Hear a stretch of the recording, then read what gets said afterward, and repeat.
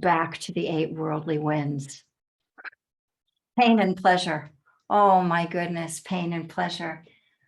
Thank goodness for pleasure, because it helps us to bear the pain that is really here.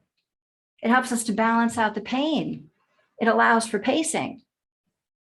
Pain, I think, is actually one of the most constant teachers that we can have. We keep running into pain. This is what the Buddha was talking about. Pain, physical, mental, emotional. Pain is pain. It comes and goes. But while it's here, well, let's learn how to relate well to it. That's a new move. Sure, the pain is still here, but the new move is to be kind. The new move is to move in the direction of ease of well-being, to feel for that. We are more like homing pigeons to our pain than we are to ease in the present moment. That's right alongside it. But we can train ourselves to be like homing pigeons, to come back to a homier place, to a place that's less stressful, to a place that feels it feels a sense of ease of well-being.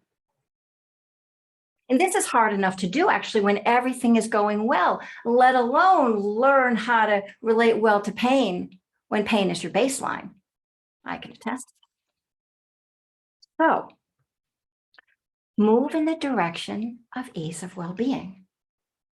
Move in the direction of less suffering. This will be different for all of us. There is no one way.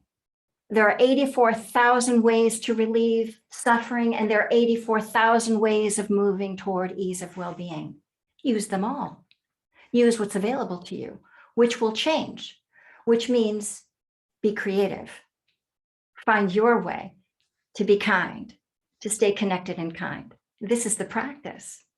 Find what helps you in this moment and move toward ease of well-being. Finding our own way toward ease isn't avoidance. It's really important to get that. It's just that it's a counterintuitive move in this culture to move toward ease. That gets a label attached to it, often a negative one, lazy, slacker. You get my point. Actually, finding our way toward ease is an important step toward learning how to be with what is. So here's the handhold. Feel for the ease amidst the dis-ease. I'll say that again. Feel for the ease amidst the dis-ease. That is the koan. That's my koan to all of you. Feel for the dis-ease, feel for the ease amidst the dis-ease.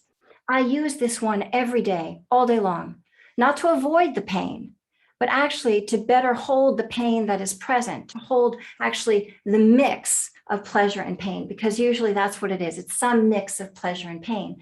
And this feeling for the ease amidst the dis-ease helps me to feel for pacing, so I don't go to overwhelm. This is the practice that comes directly out of my own practice, out of practicing with chronic physical pain. Because for me, some of my earliest insights have been related to working more skillfully with pain. And there are many insights to be had. And there are many ways to be had. But at the core, we are, and the organism is, trying to maintain and restore balance, homeostasis, a way to feel as at ease as is possible in the present moment.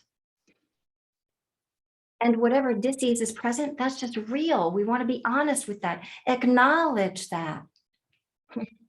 Acknowledge the truth of what's happening right now so that we can then in real time begin to regulate ourselves so we don't go to overwhelm. And how do we do that? Well, we begin to notice what isn't a problem. Notice what isn't hurting. Notice what doesn't disturb inside or outside right now. Feel for the ease.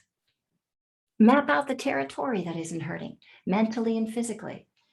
Map out the inside of this house. Map out the space that you're in right now.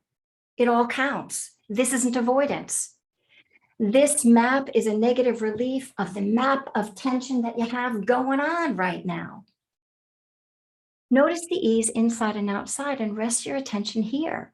keep bringing the attention back here, not to the pain. That's our usual habit, going back to the pain, obsessing about it, worrying about it, struggling with it. Don't go to the pain, notice it, but go to where the ease is, the new move. Remember, like homing pigeons, we really are so accustomed to hanging out with our pain, but we can do the new move of finding a home that feels more welcoming, that feels a bit more comfortable and at ease on our skin right now. So I want to offer you an example. There are many examples in this one example. This comes from my from our long retreat. It was my third year of retreat, third year. October, to be exact. For the entire month, I had one continuous migraine, unrelenting. Nothing relieved it, whatever I did. I woke up and I went to sleep with it. I sat in my room in what some of you who practice yoga would know as a modified child's pose. And those of you who don't practice yoga, I was kneeling on my knees on the floor, resting my head, just like this, leaning forward, resting my head on the mattress or just the little platform that the bed rested on. And putting my hands sometimes on the mattress, sometimes in my lap, on a pillow, wherever they felt comfortable. That was the name of the game.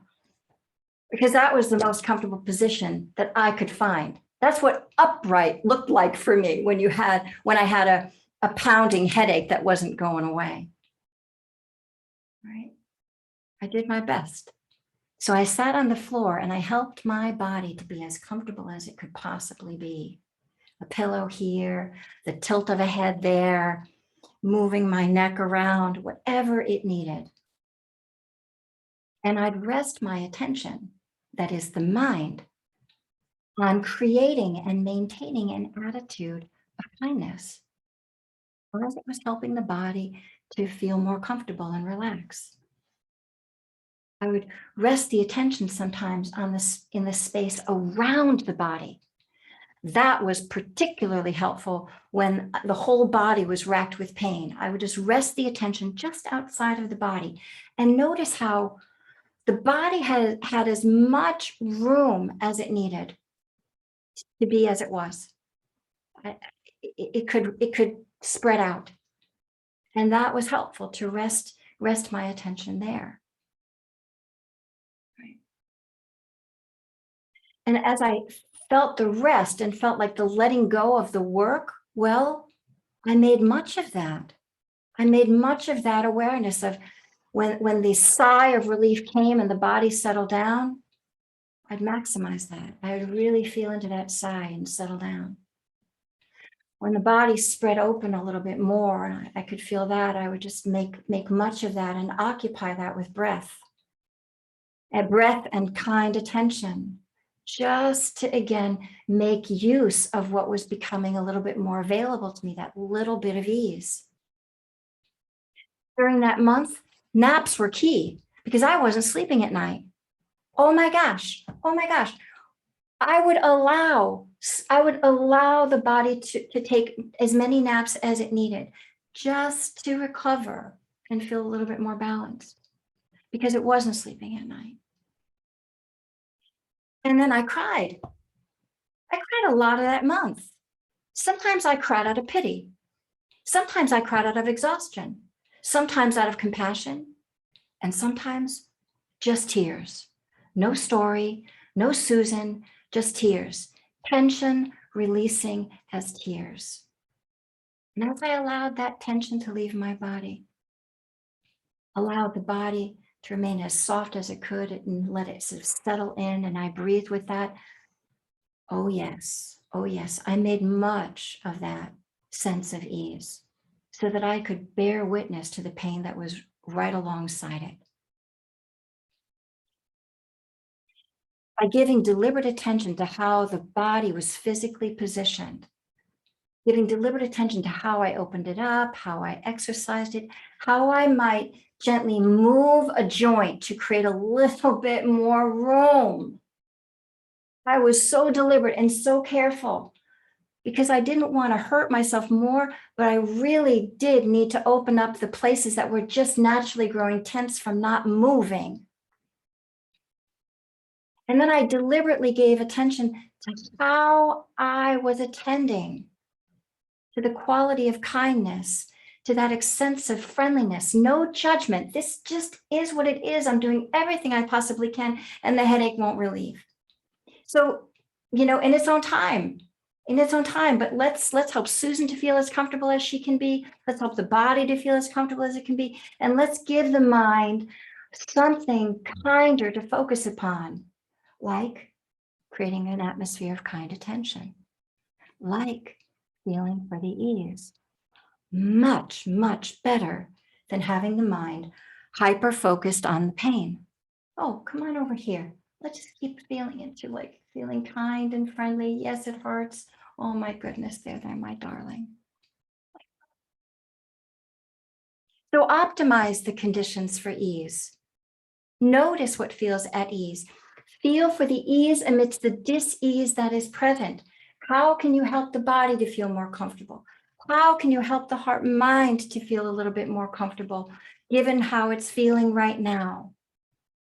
Find your own way.